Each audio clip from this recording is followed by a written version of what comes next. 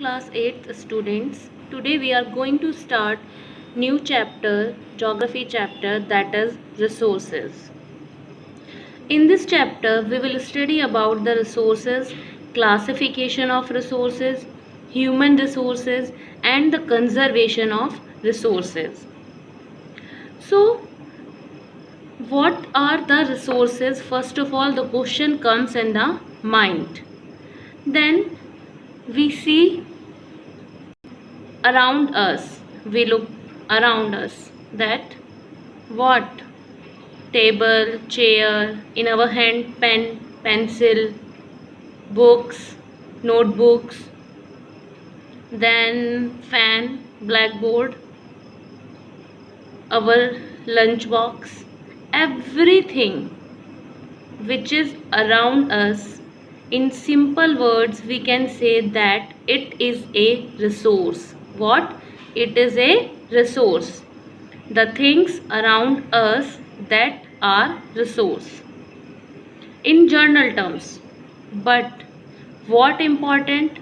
How a thing can become a resource. For example, if we take example of fan, okay, it is only a object. Fan is only a object, but when fan gives us air, when fan gives us air, what it become? Resource. What it become? Resource, because the fan satisfy the need of air to us. The fan satisfy the need of air. When in the hot summer days we come back to the home from the market or from anywhere, then what? We need cool air. So what? That fan, cooler, air conditioners, what? They satisfy our need of coolness, cool air. So what? That become the resources. Like your pencil fulfill the need of writing, pen fulfill the need of writing, means that satisfy our need. Table and chair satisfy our need to sit and write.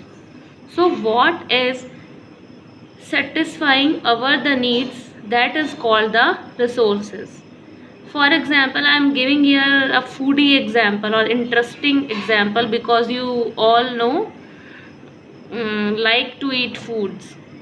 Like I am giving the example, when you are so much hungry and you are wanted to eat something like pizza, okay, but what?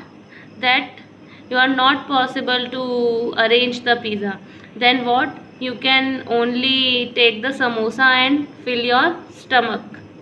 So what? That samosa become the resource for you, because at that time when you feeling so much hungry, what? That you satisfy your need of hunger, okay. So that samosa what? Become the resource. Now you understand what is a resource? That satisfy our needs. Now here what? Water, electricity, rickshaw, vegetable, textbook and other various common things that have been used by us, because they have the utility. Utility means use.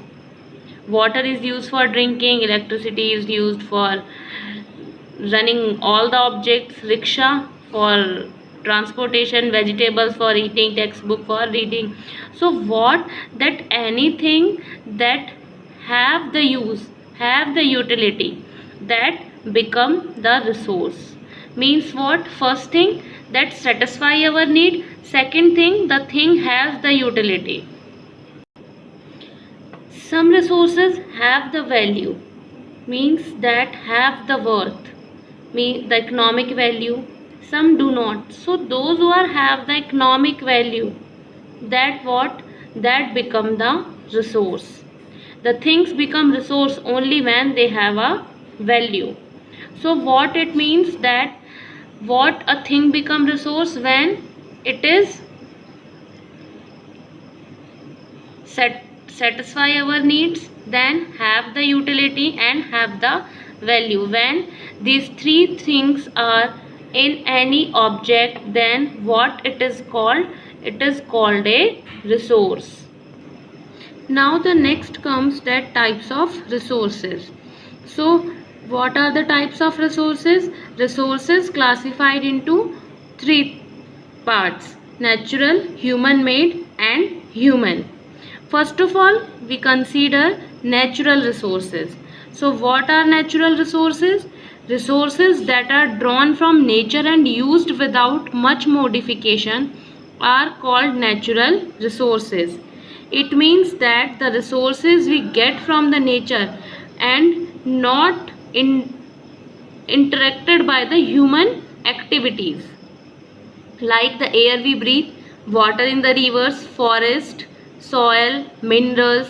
These are what? These are the natural resources, and that not much modified by the human beings.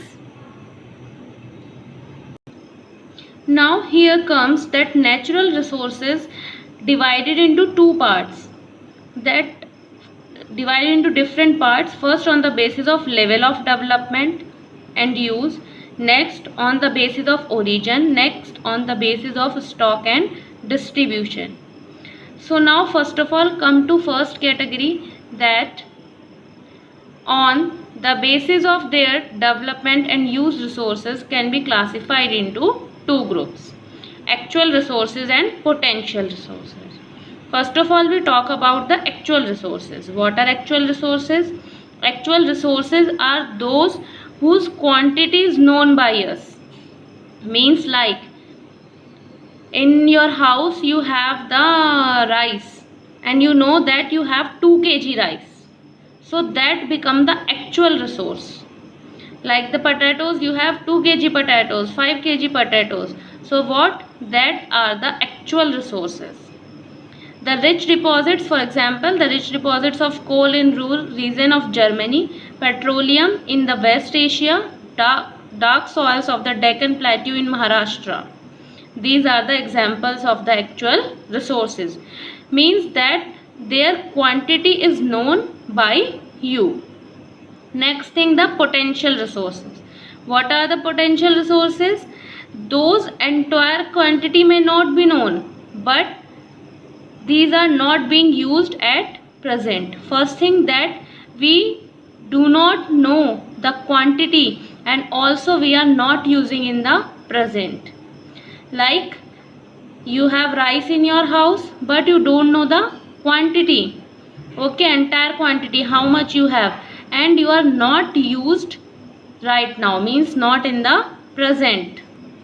Here the example given that the uranium found in Ladakh, and that is the potential resource because that can be used in future. Windmills like in Netherlands and the Nagercoil in Tamil Nadu and on the Gujarat coast. Means what? That these are the examples of the potential resources that can be used in the future. Next here comes natural resources can be broadly categorized into two things, that is renewable and non-renewable resources. Renewable resources that can be renewed, but what? Like example, solar and wind energy that can be renewed. And the non-renewable resources are those that cannot be renewed and it takes several years, 1000 years to be renewed, like coal, petroleum and natural gas. Next, on the basis of their distribution, resources can be divided into two categories, that is ubiquitous and or localized. Resources that are found everywhere, like the air we breathe, are ubiquitous, but those which are found only in certain places are localized. Means the things that we found everywhere, like the sunlight, air, water, that are called the ubiquitous resources. But if we found anything on a particular place, that is called the localized resource, like the iron, copper, that are found on a particular place. The distribution of natural resources depend on various physical factors like the terrain, climate and altitude. And the distribution of resources unequal because of these factors differ so much over the earth. Now come to the next, that human made resources. So what are human made resources? That are made by the human beings. Like people use natural resources to make buildings, bridges, roads, machinery and vehicles, which are known as human made resources. Means whatever made by the human, like the fan, table, chair, AC, mobile phones, computers, laptops, fridge, etc., whatever made by the human beings, that are called the human made resources.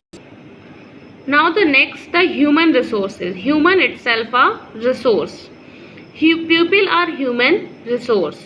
I, you and we all are resources. We the human beings are the best resources. Why? Because we use the other resources in the bestest manner. If we are educated and healthy, then we are becoming valuable resource. But if we are not educated and healthy, then what? We become a liability for the country. So what? Education and health help in making pupil a valuable resource, improving the quality of pupils' skills so that they are able to create more resources in known as human resource development. Here it is the picture that shows what? That crops ruined due to drought. Can I find a solution? Scientist. Then scientists find the solution. And what the farmers? Farmers, it's all thanks to the knowledge, education and skill we could find a solution.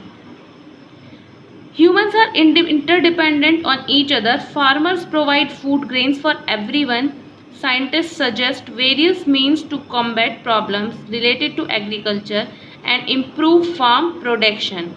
It means all the human beings are interdependent on each other, because everyone what helping each other in the difficult times.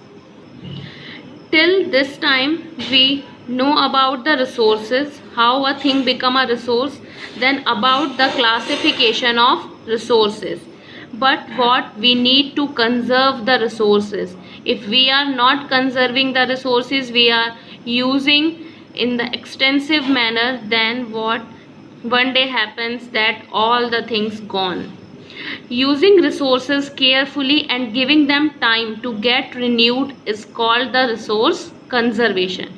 Means we use the resources but carefully for thinking about the future generation, and that give time to renew them, so that what? It is called resource conservation. Balancing the need to use resources and also conserve them for the future is called sustainable development. Means we made a balance between the present use and future use. We use presently the various resources but in a balanced manner, so that the future generation also use them properly. Here are some principles of sustainable development. First, respect and care for all forms of life. Improve the quality of human life. Conserve the earth's vitality and diversity. Minimize the depletion of natural resources. Change personal attitude and practices towards the environment. Enable communities to care for their own environment. To care for future generation, it is our duty to ensure that all uses of renewable resources are sustainable, the diversity of life on the earth is conserved, and the damage to natural environment system is minimized. So it is, as human beings, our duty to protect the environment, to protect the resources and use the resources in the balanced manner. Thank you.